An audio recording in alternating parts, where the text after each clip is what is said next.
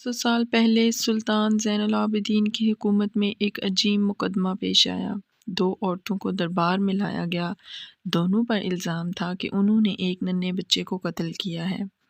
پہلی عورت نے عرض کیا، یہ عورت میری سوکن ہے، اس نے مجھے برباد کرنے کی خاطر میرا بچہ قتل کیا ہے۔ وہ بچہ میرے جگر کا ٹکڑا تھا۔ آپ جانتے ہیں کہ سوکن پن میں کتنے جلاپے میں آگ ہوتی ہے۔ جہاں پناہ میں انصاف کی طالب ہوں۔ اے عورت، کیا تو سچ کہتی ہے؟ بادشاہ نے پوچھا۔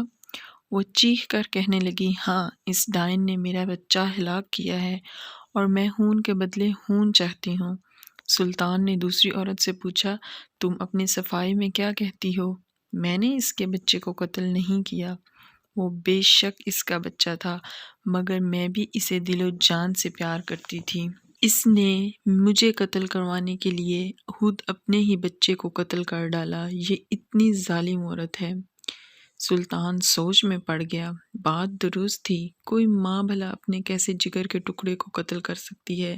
دوسری طرف اس کی سوکن جرم سے انکار کرتی تھی، اور پھر موقع کا کوئی گواہ بھی موجود نہ تھا۔ سلطان کچھ سوچ کر محل کے کمرے میں گیا، پہلی عورت کو بلایا اور کہنے لگا، میں تمہارا بیان ایک شرط پر مان سکتا ہوں۔ اگر تم نے واقعی ہی اپنے بچے کو قتل نہیں کیا، بلکہ مارنے والی پہلی عورت تمہاری سوکن ہے، تو تم اپنا دوپٹہ اتار کر برہنہ سر درباریوں کے درمیان سے گزر جاؤ۔ اگر تم ایسا کر لو تو ہم تمہیں بے گناہ مان لیں گے۔ پہلی عورت چند لمحے خاموش رہی، پھر بولی، اگر میرے برہنہ سر ہونے سے ہی میری سوکن کو قتل کی سزا مل سکتی ہے اور انصاف کا یہی تقاضا ہے، تو حضور والا مجھے یہ منظور ہے۔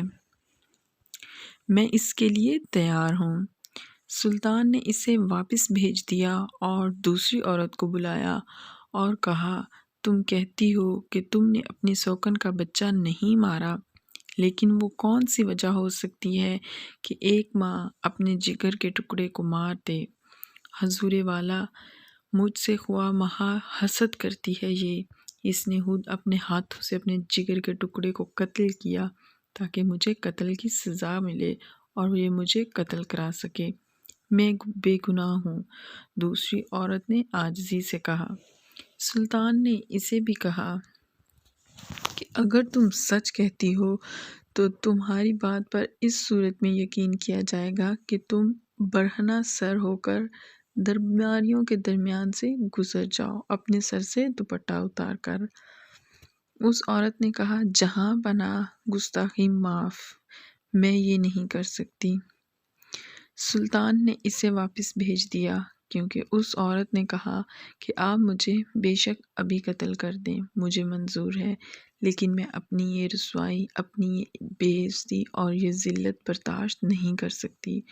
اور سلطان نے اسے واپس بھیج دیا اور دربار میں آیا، جلاد کو بلایا اور پہلی عورت کی طرف اشارہ کرتے ہوئے کہا کہ اس نے خود اپنے بیٹے کو قتل کیا ہے، اس کو قتل کی سزا ملنی چاہیے۔ وہ عورت یہ سنتے ہی رونا پیٹنا شروع کر دیا۔ اس نے بادشاہ نے جلاد کو کہا کہ اس کو پکڑو اور اس عورت کو اتنے کوڑے مارو، اتنے کوڑے مارو کہ یہ خود اپنے منہ سے اپنے گناہ کا ارتکاب کر لے۔ جلاد نے اس عورت کو پکڑا اور ابھی اسے 15-20 کوڑے ہی لگے تھے کہ وہ چیخ کر رو کر معافی مانگنے لگی اور کہنے لگی کہ مجھے معاف کر دیں، میں نے خود اپنے بیٹے کو قتل کیا ہے۔ میں حسد کی آگ میں اس طرح اندھی ہو چکی تھی کہ مجھے پتہ ہی نہیں چلا۔ میں نے اپنی سوکن کو قتل کروانے کے لیے، اس کو قتل کی سزا دینے کے لیے اپنے ہی بیٹے کو اپنے ہی ہاتھوں سے قتل کر دیا۔